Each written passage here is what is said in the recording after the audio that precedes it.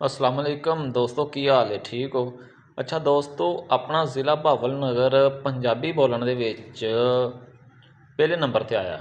ਯਾਨੀ ਕਿ ਵੀ 95% ਪੰਜਾਬੀ ਜ਼ਬਾਨ ਜ਼ਿਲ੍ਹਾ ਭਾਵਲ ਨਗਰ ਦੇ ਵਿੱਚ ਬੋਲੀ ਜਾਂਦੀ ਆ ਪਾਕਿਸਤਾਨ ਦੇ ਵਿੱਚ। ਅਤੇ ਇਸ ਗੱਲ ਦੀ ਬੜੀ ਖੁਸ਼ੀ ਹੋਈ ਹੈ ਜਦੋਂ ਦੀ ਇਹ ਖਬਰ ਸੁਣੀ ਹੈ ਕਿ ਵਾਹਦ ਭਾਵਲ ਨਗਰ ਉਹ ਜ਼ਿਲ੍ਹਾ ਹੈ ਜਿਹਦੇ ਵਿੱਚ 95% ਪੰਜਾਬੀ ਮਾਂ ਬੋਲੀ ਜ਼ਬਾਨ ਬੋਲੀ ਜਾਂਦੀ ਹੈ।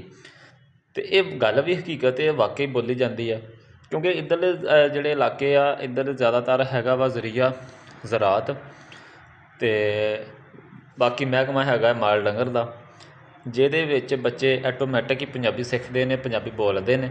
ਬਾਕੀ ਜਿਹੜੀਆਂ ਤਹਿਸੀਲਾਂ ਨੇ ਭਾਵਲ ਨਗਰ ਦੀਆਂ, ਉਹਨਾਂ ਦੇ ਵਿੱਚ ਵੀ ਸ਼ਹਿਰਾਂ ਦੇ ਵਿੱਚ ਵੀ ਜ਼ਿਆਦਾਤਰ ਪੰਜਾਬੀ ਬੋਲੀ ਜਾਂਦੀ ਆ, ਅਤੇ ਅਸੀਂ ਵੀ ਪੰਜਾਬੀ ਬੋਲਦੇ ਹਾਂ। ਸਾਡੀ ਆਉਣ ਵਾਲੀ ਨਸਲ ਜਿਹੜੀ ਆ ਉਹ ਵੀ ਪੰਜਾਬੀ ਬੋਲਦੀ ਆ, ਬੋਲੇਗੀ।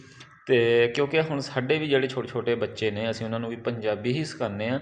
ਆਮ ਰੂਟੀਨ ਦੇ ਵਿੱਚ ਵੀ ਅਸੀਂ ਘਰ 'ਚ ਵੀ ਪੰਜਾਬੀ ਬੋਲਦੇ ਹਾਂ ਤਾਂ ਕਿ ਸਾਡੇ ਬੱਚੇ ਪੰਜਾਬੀ ਸਿੱਖਣ, ਨਾ ਕਿ ਇੰਗਲਿਸ਼। ਅਤੇ ਬਾਕੀ ਆ ਵੀ ਅਸੀਂ ਵੀ ਪੰਜਾਬੀ ਜਿਹੜਾ ਵਾ, ਪੰਜਾਬੀ ਸ਼ੁਰੂ ਤੋਂ ਅਸੀਂ ਪੰਜਾਬੀ ਪੜ੍ਹੀ ਆ, ਪੰਜਾਬੀ ਬੋਲੀ ਆ, ਪੰਜਾਬੀ ਸਿੱਖਿਆ, ਲਿਖ ਵੀ ਲਈ ਦੀ ਅਲਹਮਦੁਲਿਲਾ। ਅਤੇ ਅਸੀਂ ਉਰਦੂ ਵੀ ਬੋਲ ਲੈਂਦੇ ਹਾਂ, ਲਿਖ ਵੀ ਲੈਂਦੇ ਹਾਂ, ਅਤੇ ਇੰਗਲਿਸ਼ ਵੀ ਬੋਲ ਲੈਂਦੇ ਹਾਂ ਅਤੇ ਲਿਖ ਲੈਂਦੇ ਹਾਂ। ਬੱਚੇ ਨੂੰ ਬਾਅਦ ਦੇ ਵਿੱਚ ਪੰਜਾਬੀ ਜਿਹੜੀ ਆ ਪੜ੍ਹਾਉਣੀ ਔਖੀ ਹੋ ਜਾਂਦੀ ਆ, ਜਦਕਿ ਉਰਦੂ ਅਤੇ ਇੰਗਲਿਸ਼ ਸਿਖਾਉਣੀ ਸੌਖੀ ਆ ਅੱਗੇ ਜਾ ਕੇ। ਇਸ ਲਈ ਅਸੀਂ ਪੰਜਾਬੀ ਹਾਂ, ਸਾਨੂੰ ਮਾਣ ਹੈ ਪੰਜਾਬੀ ਹੋਣ 'ਤੇ। ਸਦਾ ਹੱਸਦੇ ਰਹੋ, ਵਸਦੇ ਰਹੋ, ਸ਼ਾਦ ਰਹੋ ਅਤੇ ਆਬਾਦ ਰਹੋ।